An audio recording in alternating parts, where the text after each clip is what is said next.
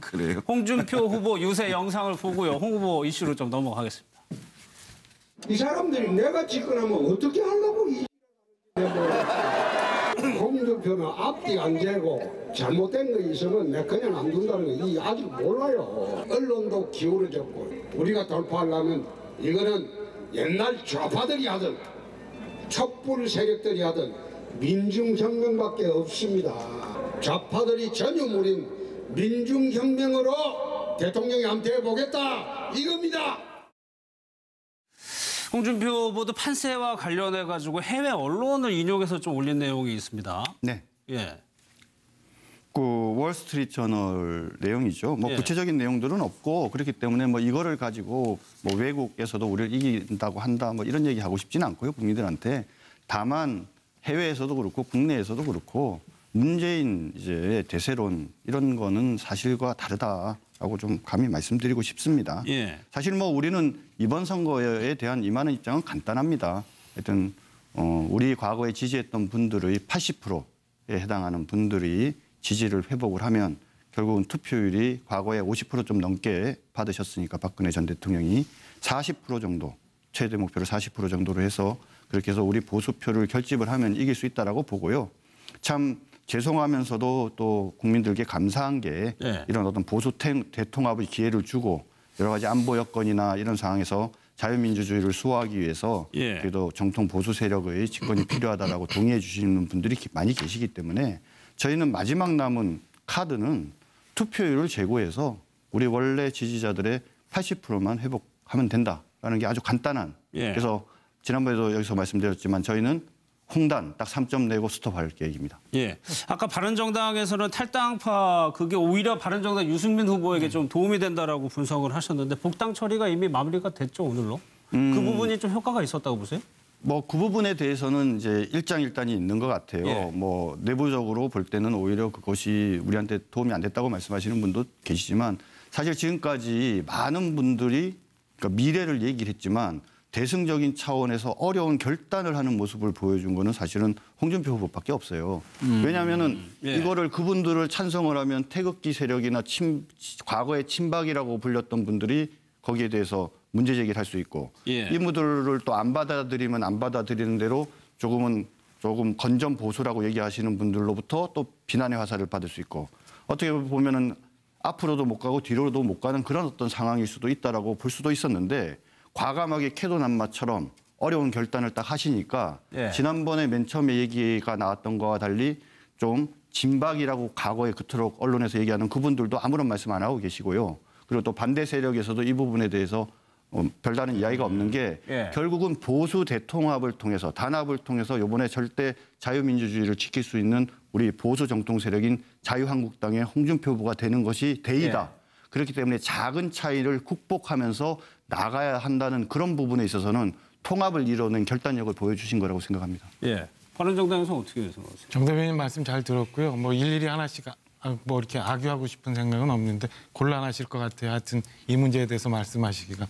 그 이번 사건 사태를 계기로 해서 저는 두 가지 이번 대선의 의미가 다시 환기가 됐다고 보여지는데요. 첫째 하나는 왜 우리가 이렇게 조기 대선을 치르게 됐는가? 예. 그건 바로 그 새누리당의 그 친박 패권주의, 그다음에 이를 통한 국정농단, 그래서 대통령의 파면, 이래서 조기 대선이 온 거에 대해서 우리 국민들이 유권자들이 다시 한번 인식을 하게 된 계기가 되지 않았나 이런 게 있고요. 또 하나는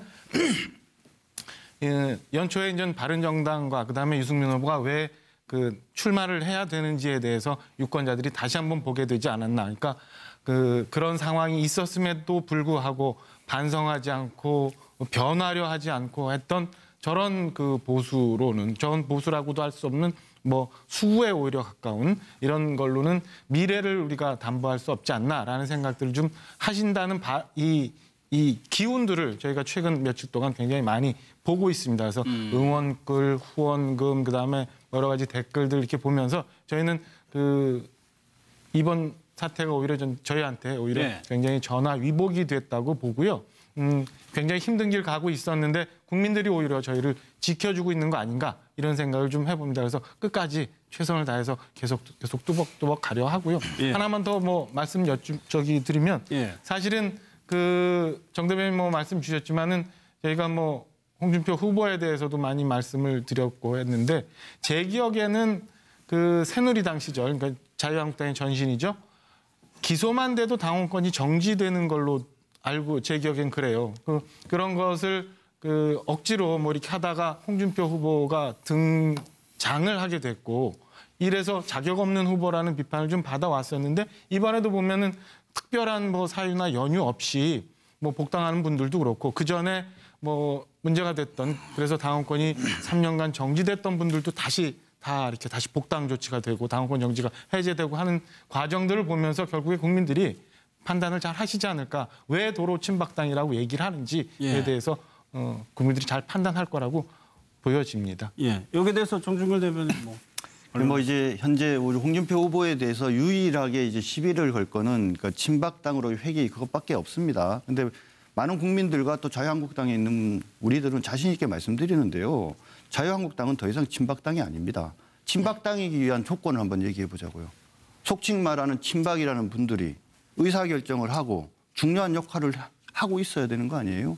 전혀 지금 그렇지 않은 상황이고 예. 후보가 홍준표 후보가 되어진 이후로 홍준표 후보 개인의 당도 아닙니다. 우리 당은. 그렇지만 우리 후보가 됐기 때문에 우리 후보인 홍준표 후보를 중심으로 하나가 돼서 자유민주주의를 지키고 보수 정통 세력이 정권을 잡아야 된다는 그 목표를 향해서 하나로 나가는 거예요. 마지막으로 하나만 말씀을 네. 드릴게요.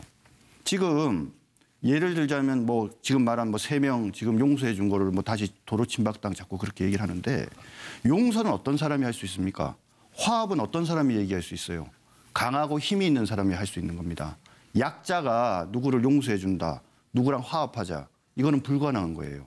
하지만 우리 당에서 현재 가장 강한 스트롱맨은 홍준표 후보고 바로 그 홍준표 후보이기 때문에 밑에 있는 사람들이 과거에 매여서 여러 가지 이야기가 나올 때 미래를 향해서 가자라고 얘기를 하면서 그 사람들을 용서하고 화합의 길로 가자라고 말씀하실 수 있는 거고 바로 그런 힘이 있는 리더인 홍준표 후보가 그 얘기를 했기 때문에 다수의 사람들이 조금은 생각을 달리하는 부분도 있지만 대승적인 대의를 위해서 우리들이 거기에 호응해 주는 거 아닙니까? 네. 저도 개인적으로는 이번 결정에 대해서 굳이 얘기하면 불만이 굳이 없는 건 아니에요. 하지만 왜 내가 바깥으로 그 얘기를 하지 않느냐?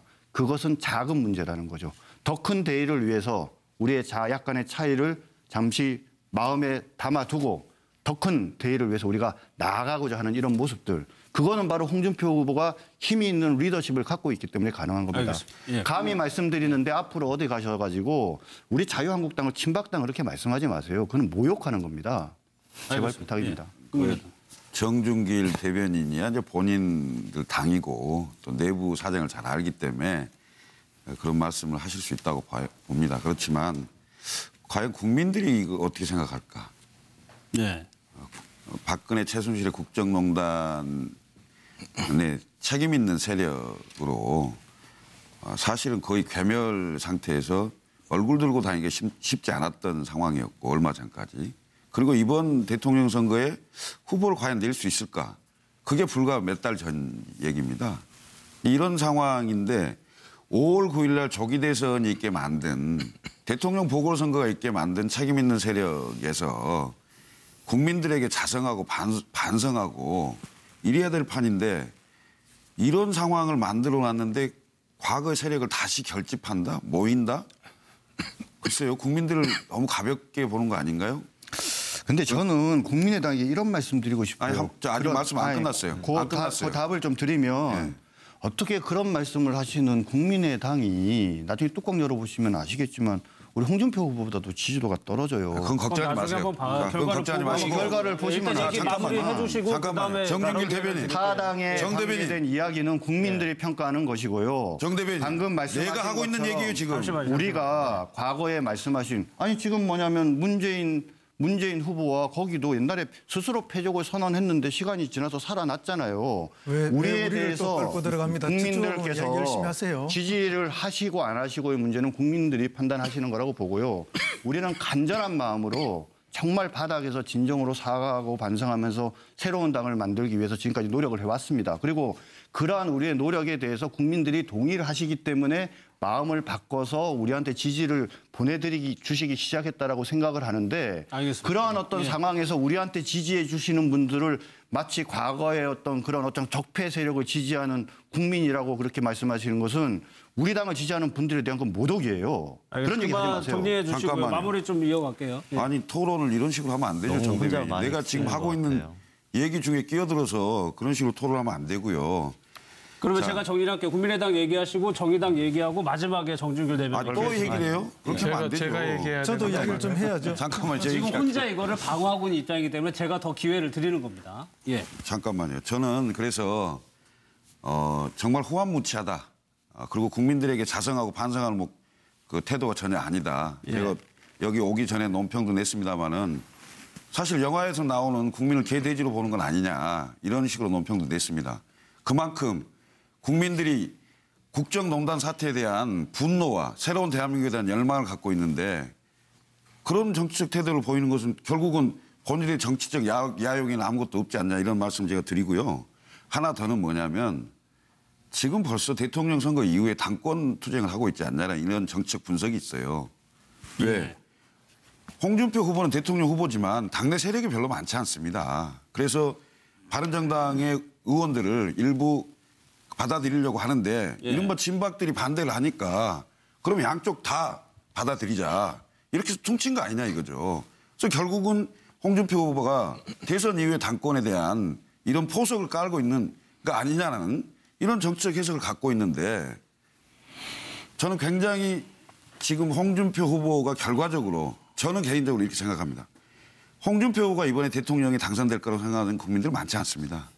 그럼 결국은 홍준표 후보가 계속 주장하는 그게 이제 진보 대 보수의 진영 논리로 선거를 치러야만 자기 편을 좀 많이 확대할 수 있다는 이런 전략 때문이겠지만 그렇게 진보 대 보수, 영남 대 호남, 친북 좌파 대 적폐 세력 이런 식으로 갈라치기 선거를 해서 어떻게 새로운 대한민국을 다시 만들어 가겠습니까?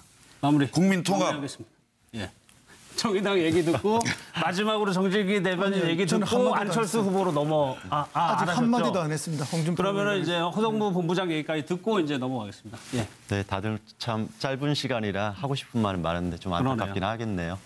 저는 기본적으로 정준일 대변인께서 당내 내용에 대해서 그냥 변호하는 것은 그럴 수 있다고 봐요. 예.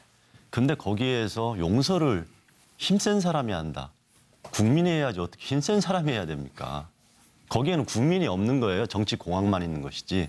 그렇게 얘기하시면 안 된다고 보고요. 오히려 그런 얘기할 때는 조금 더 이렇게 열내고 성내고 하는 게 아니라 조금 이렇게 자제하고 반성하는 모습을 보여줘야지 그나마 그래 좀 이해하겠다 이렇게 나올 거라고 봅니다. 그리고 저는 그날 13명이 탈당을 해서 바른정당에 탈당해서 자유한국당으로 간다고 했을 때 국민들이 어떤 생각을 했는지 한 번 더 돌아봐야 된다고 생각합니다. 이것은 정말 배신의 정치 하면서 유승민 후보를 배신의 정치라고 하는데 사실 국민을 배신했던 것은 자유한국당과 박근혜 대통령이었고요. 보수에서 그렇게 밀어주고 기대를 했는데 실망시킨 것도 그분들이거든요. 그러고 나서 다시 한번 자기들 살자고 나왔다가 또 1년 후에 있는 지방선거하고 지역 현안 이런 것 때문에 고민해가지고 다시 또 따뜻한 곳으로 옮긴 철새들이에요. 근데 거기에서 무슨 정당성과 어떤 의미가 있다고 그렇게 보호하는지 모르겠습니다. 예. 허성무 본부장. 예, 뭐 저는 이제 정준길 대변인 말씀 말고 홍준표 후보가 하신 말씀 가지고 조금 한두 가지 지적은 좀 하고 가야 될 것 같습니다. 국민을 상황으로 모시는 홍준표의 서민의 정부 이야기를 했습니다. 서민의 정부라면 서민들을 위한 주요한 핵심 정책을 중심으로 가야 되는데 홍준표 후보님의 핵심 정책은 법인세 인하를 들고 나왔어요. 이 법인세 인하는 지난 정부에서도 지금 계속 인하된 상태로 왔는데 법인세 인하를 아무리 깎아줘도 실제 기업의 투자는 늘어나지 않고 사내 보유금만 늘어나고 서민은 더 어려워졌거든요. 그러면 서민을 위한 정부라면 오히려 법인세를 깎아줬던 거 대기업 중심으로 일부 인상을 하고 거기서 들어오는 세수로 서민 정책을 펼쳐야 될 거라고 봅니다. 그런 면에 있어서 입으로 말씀하시는 주장과 실제 내용이 상반되는 주장을 하시는 거 아닌가. 이것은 오히려 국민을 호도하는 슬로건일 수 있다. 그런 면을 하나 지적하지 않을 수가 없고요. 그리고 계속해서 좌파 정부라든지 친북 정권이라든지 이런 식으로 해서 다른 후보를 일종의 매도하고 계시는데 그 무엇으로 그렇게 함부로 매도하시는지, 그럼 본인은 어떤 정권을 만들려고 하시는지, 그러면 국민을 상황으로 모시는 것이 아니라 다른 정당에서 볼 때는 또는 국민들이 볼 때는 혹시 친박을 상황으로 모시고 박근혜 전 대통령을 태상황으로 모시는 정권을 만들려고 하시는 건 아닌지. 왠가 하면은 박근혜 병원 보내라는 슬로건을 유세중에 직접 외치지 않았습니까? 아프지도 않는 대통령, 구치소에 잘 계시는 전 대통령을 왜 그렇게 하시는지. 이거야말로 정말 정책이나 뭐로 승부하는 이런 선거가 아니라 이념으로 갈라치기하고 이념팔이하는 그런 선거가 아닌가. 그런 면에 있어서 지적하지 않을 수 없다는 말씀을 드립니다. 정준길 대변인 마지막. 네, 뭐 좀 정리해서 몇 가지만 말씀드릴게요. 뭐 상황 태상황 얘기를 하면 국민들이 웃고 그거는 뭐 국민의당이나 민주당이 불리한 얘기죠. 그죠? 그래서 뭐 누구라고 제가 뭐 얘기까지 안 하겠고, 아까 그 정의당 우리 대변인님 말씀하신 거는 우리 당내 얘기를 말씀드리는 거예요. 당내에서 그런 용서 화합을 하자라고 얘기 하나마나 얘기를 우리 당내 얘기를 하는데 뭐 그거를 국민으로까지 확대해서 가시는 건 좀 지나쳤던 것 같고요. 그다음에 뭐 좀 당권 투쟁 이런 거 얘기하는데 그러지 말고 우리 당으로 오세요. 제가 잘 설명을 드릴게요. 이런 문제를 당권 투쟁 이런 식으로 보는 거는 말 그대로 외눈박이적 시각이라고 봅니다. 예. 마지막으로 이제 하나 좀 말씀을 드리면 이런 거예요. 박근혜 대통령과 관계된 이런 사건 정말 우리 보수주의자들 속상합니다. 좀 외람된 말씀이지만 사실은 대통령님께 뒤통수 맞은 기분도 들어요. 정말 믿고 누구보다도 국민을 위해서 대한민국을 위해서 제대로 일해 주실 거라고 믿었고 신뢰했는데 이게 비유를 하자면 그 믿고 그토록 나를 사랑하는 줄 알았던 부인이 바람핀 거랑 똑같은 겁니다. 근데 내 속이 막 상해 있는데 옆집에 그 수다쟁이 아줌마 아저씨가 온 동네를 다니면서 막 얘기를 하는 거예요. 이 일이 벌어졌는데 지금 옆에서 수다쟁이 아저씨 아줌마 누가 노릇합니까? 그거는 바로 옆에 있는 더불어민주당 국민의당 이거예요. 국민들이 판단하고 있습니다.